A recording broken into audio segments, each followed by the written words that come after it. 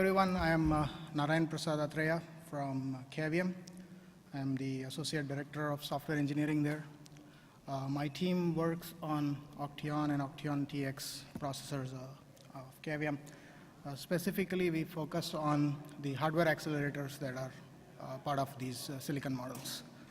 And today, I have a couple of presentations. My first one is on the work we had done to add compression support in ODP.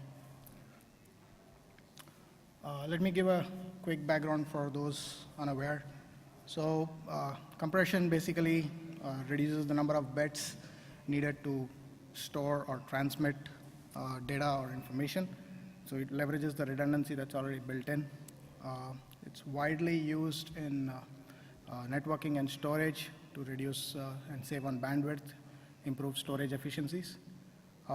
Common compression algorithms like deflate and LZO are even used in the open source kernel. Their implementations are available even in Linux kernel. Most of you probably are familiar with ODP, but for those who are not,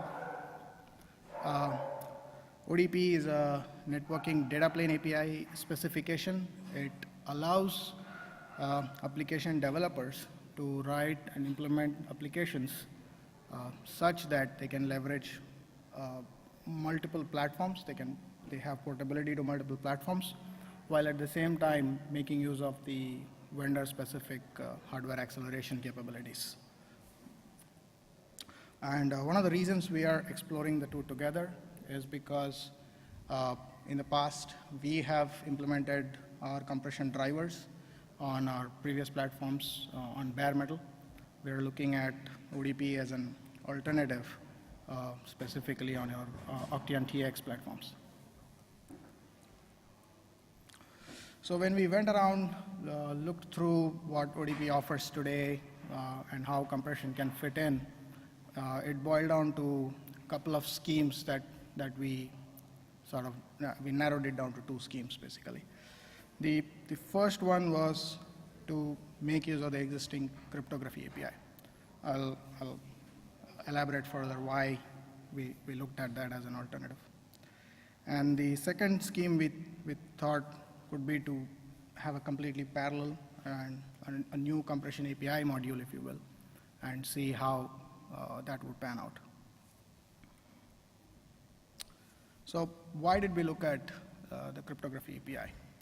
So we did this because there is a precedent for compression to be bundled in with encryption. For example, IP compression tends to be negotiated along with IPsec parameters. So we thought, okay, let's see if compression can be bundled in with cryptography. And then while we were looking at the cryptography API, we realized what are the benefits that we could find and what are the things that align with the requirements for compression. So we noticed that the existing cryptography API provides a synchronous mode, which perfectly aligns with how we want to do compression hardware acceleration. It has a notion of sessions, which allows multiple packets to be processed with the same set of session parameters. And then it allows handling of segmented inputs. For example, the packet is broken up into multiple discrete memory buffers.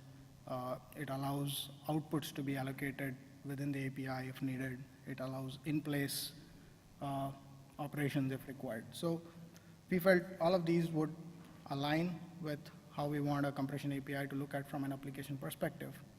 And we said, okay, let's go ahead and see what does it take to reuse the compression API, the cryptography API for compression. What I have here is a code snippet that we worked on, and what you have in front of you is the cryptography API modified to support compression. So we went ahead and did some changes to see how it would pan out. For those familiar with the cryptography API, the sequence will look very similar to an existing cryptography operation. So sequence starts with you have the crypto capabilities being queried. You find out what engine capabilities are there, what hardware is available. The changes start coming in here. So we start by specifying the algorithm, the compression algorithm that needs to be performed as part of this session. We overloaded the encode and decode to represent compression and decompression. The rest of the API, for example, you create a session and then you set it up for operational parameters, and you're ready to perform the cryptographic operation. So we have tried to keep the sequence as similar to the cryptographic operation as possible. Once the operation is completed, either asynchronously or synchronously, we have the results coming back, and the result now holds the length of the output packet. Sorry, one particular change I missed was, so we did add a compression range.length to specify the length of the input text that you need to give.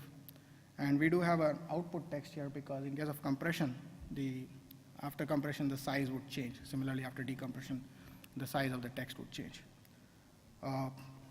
So how would this pan out for IP compression? Once the result is completed, we envisioned that the IP compression stack would take this up and replace the input text with the output text and continue with subsequent layer 3 processing or IPsec processing and send it out. The closure APIs to free the packets and to destroy the session are same as before, except they do this in this case for the compression related entities. So once we had come up with a scheme, we looked at to see, okay,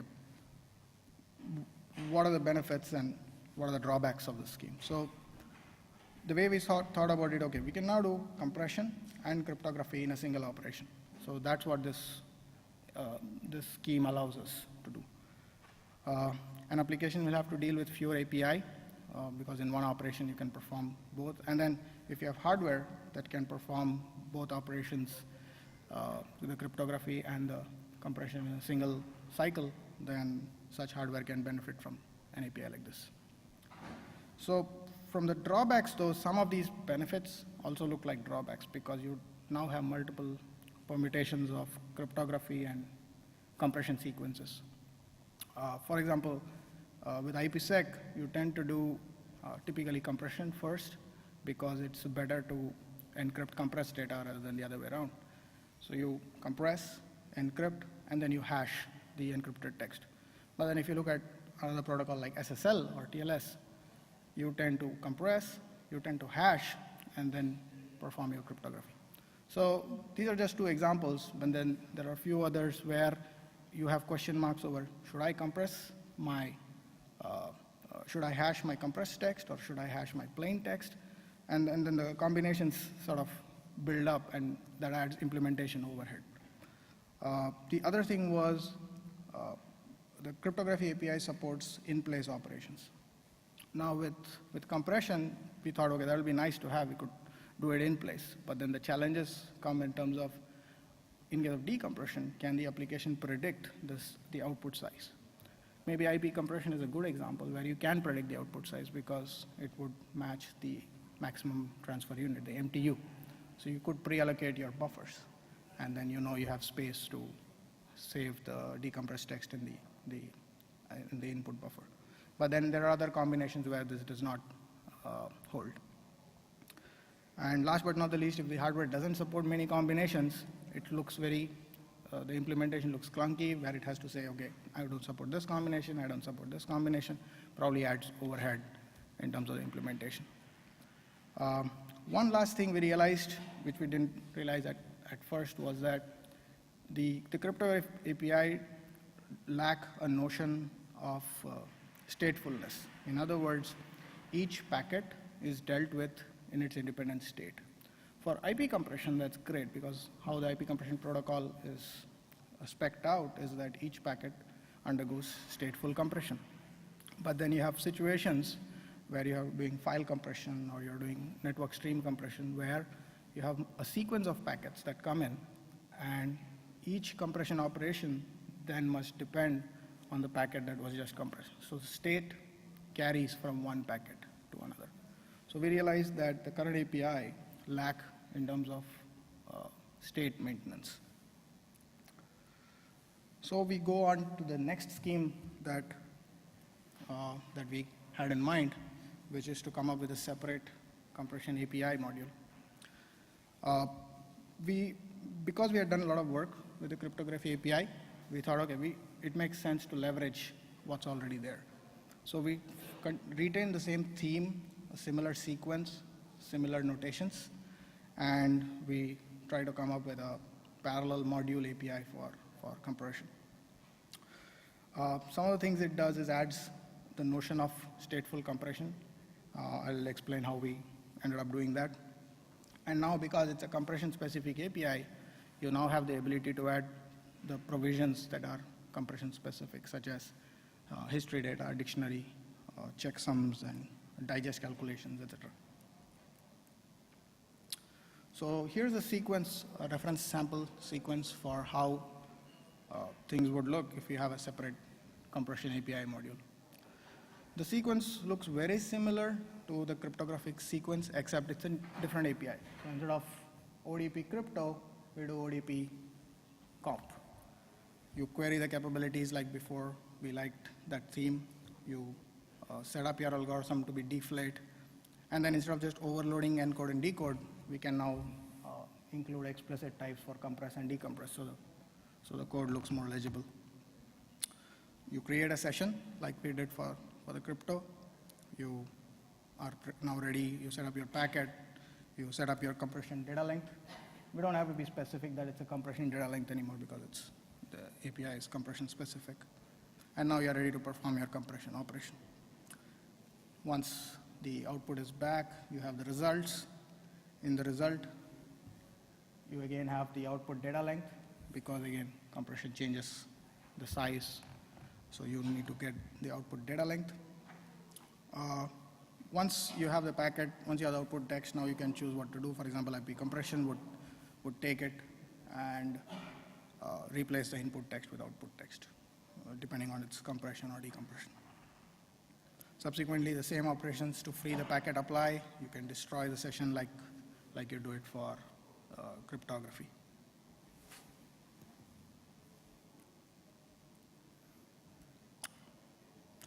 So now I'll talk about a second usage, which is where we thought a new API makes sense, which is the use with multiple input data chunks. The sequence of operations looks very similar to the previous one.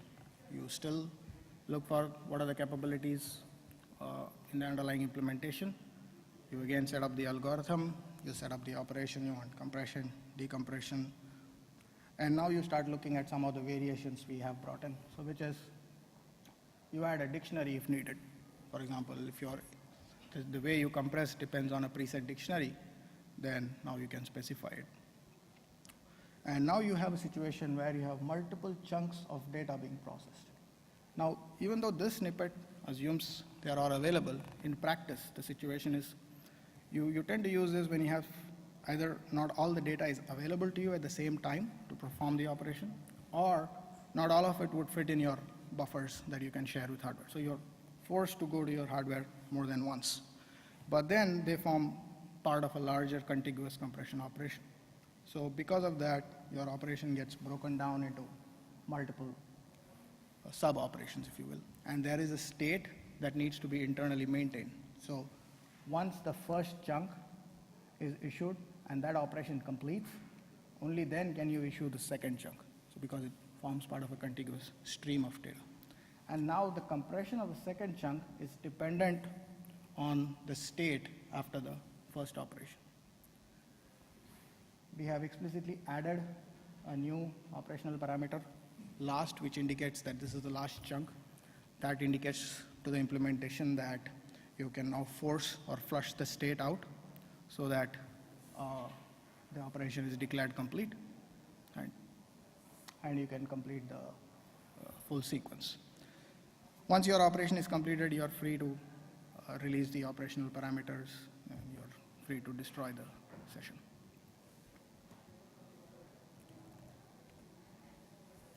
So a quick review of the pros and cons of this scheme. Since we have a dedicated API that's geared toward compression, so it looks cleaner, it looks more logical with the application. Because it's a separate API, no modifications to the cryptography API specification that already exists. seems like a good thing overall. And two, because it's a dedicated API, again, the implementations can be faster. You don't have to handle too many cases that are unrelated to compression, and the implementation is much, much lighter. The negative, obviously, is if you have hardware that supports cryptography and compression in one operation, you end up making 2 trips to the hardware. You have to visit the hardware twice. So that's the gist of it. So what's the status of our current work? We have come up with the prototype implementations for both the schemes. We used open source zlib library underneath for the Linux generic equivalent implementation. Work is in progress to implement the same API for our OCTEON TX zip engine, which is the accelerator that we have in our OCTEON TX. And as part of our roadmap, our intention is to have this implementation ready and run our performance comparisons against our erstwhile non-ODP based implementation. So we want to see how we compare. So previously we used to do bare metal, but now we are trying to move to ODP, and we are trying to see how it would compare to the previous implementations. Once those comparisons are done, we would also like to be able to help out and contribute on adding an IPComp stack, which can leverage the compression API for compression acceleration. So that's the status in short. Q&A, please.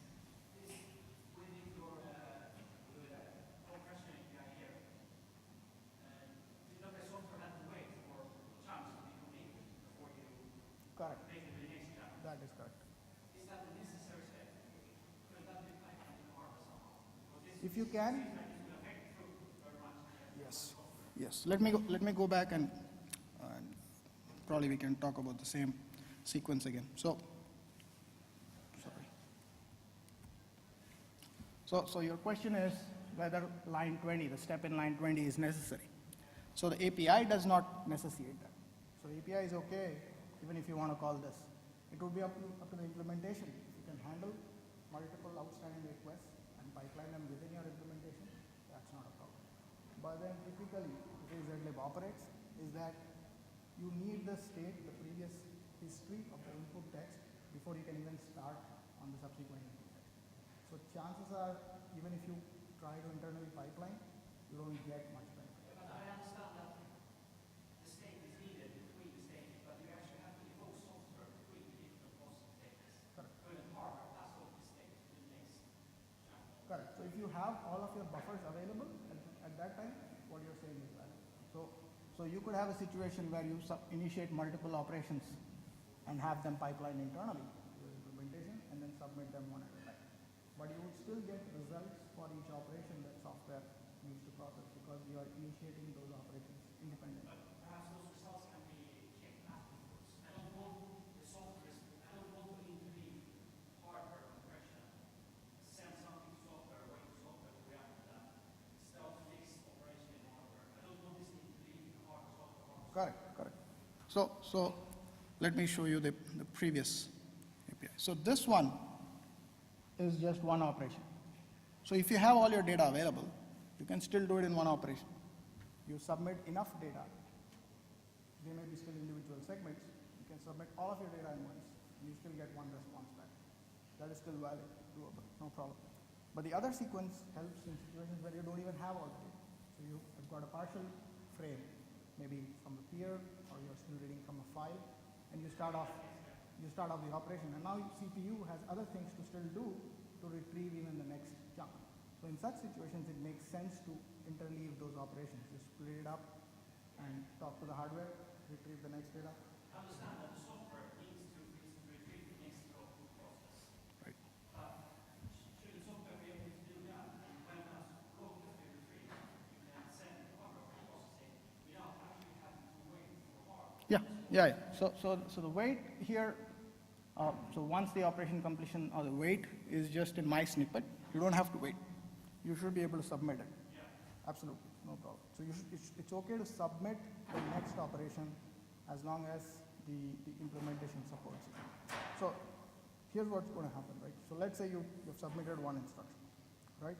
But the next instruction, if you submit it and the implementation requires the state itself to be updated, right? In that case, what you have submitted would end up using the state that was there as part of the previous submissions. The state has not been updated. Yeah, well, that's kind of synchronization, kind of hardware. Easier than hardware to solve that. The software will link into the web. They don't want to define an API where software has to be involved. That's synchronization. Okay. No, I agree with your theme, but my experience is that even if you do it with hardware, you still end up blocking somewhere. It's either you're going to block at the result stage because you still have to wait for the independent operations in the hardware to complete, or you block in the application wherein you wait for the first operation to complete and then submit. But then I think you have a good point. I don't disagree with your use case. I think that's valid. I think you had a question. So a couple of points. One is you mentioned that trying to reuse the crypto API as a problem with state. Yes. The crypto session is in fact used to record crypto state. Was it the problem that you didn't want to overload that to include compression state? So initially when we came up with, we realized that there's not enough state. What we meant was there are two distinct cases. With IPsec, the notion of a session is that it holds session parameters that are applied on a per packet basis. They are not applied across packets. For example, if I have to go back to the multi-chunk example, when you're encrypting the second chunk, you do not need any state from the previous chunk, right?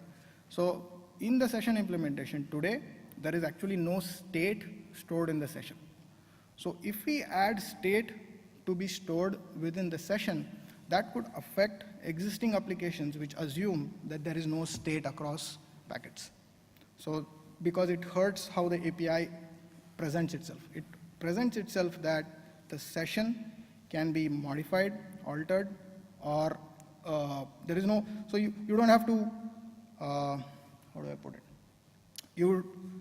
Maybe it comes down to his example. You don't have a situation where there is a sequence in those packets. You could issue those packets in any order and the results are same. But with state, it's important that the order of packets is important and that information is not there. So if we overload the session with state, we break the existing assumption that an application makes. So I think that was one challenge we had.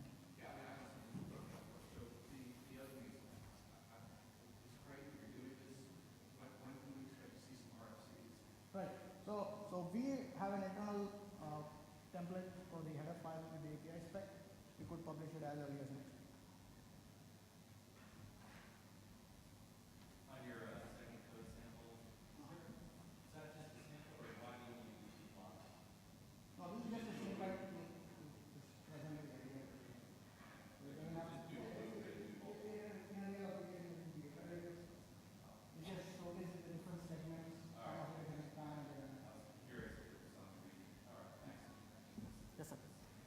Is there a common ground with IPsec that we didn't want to use, let's say, smart links for some specialized cores which would be less costly than application cores so that we have a networking front end independent with low cost silicon to perhaps one ODP that environment which does that, and one other ODP environment which is the application side that would completely rely on giving the decompressed output without doing those backend calls.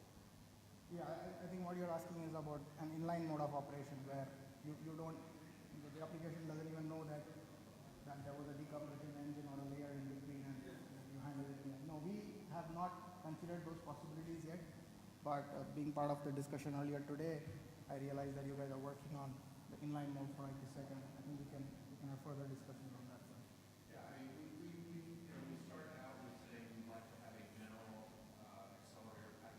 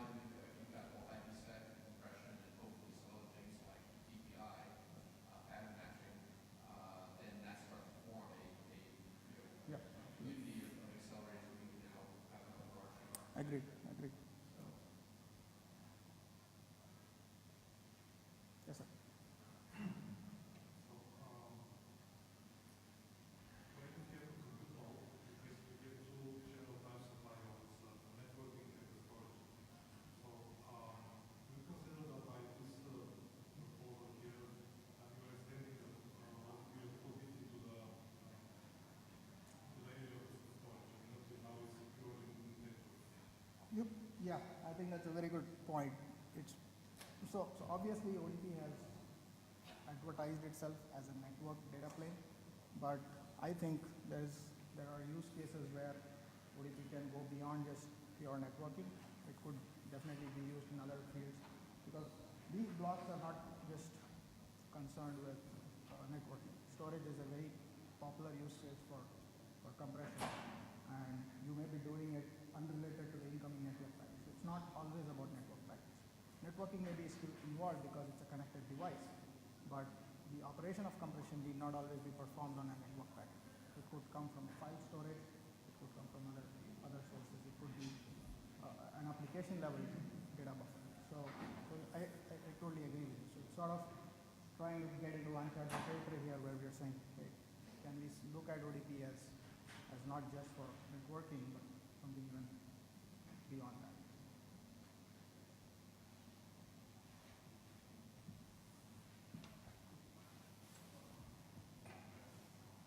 Yes, sir. So I guess you're planning to do some benchmarking, so if you don't have any preliminary results, No, none. which approach looks more promising? None. We do have a erstwhile implementation, so we do have a bare metal implementation. We have those benchmarks available, so we know we can reach our hardware limits and all. We're hoping to be able to replicate that with ODP, and then it becomes a really viable platform for us to build on.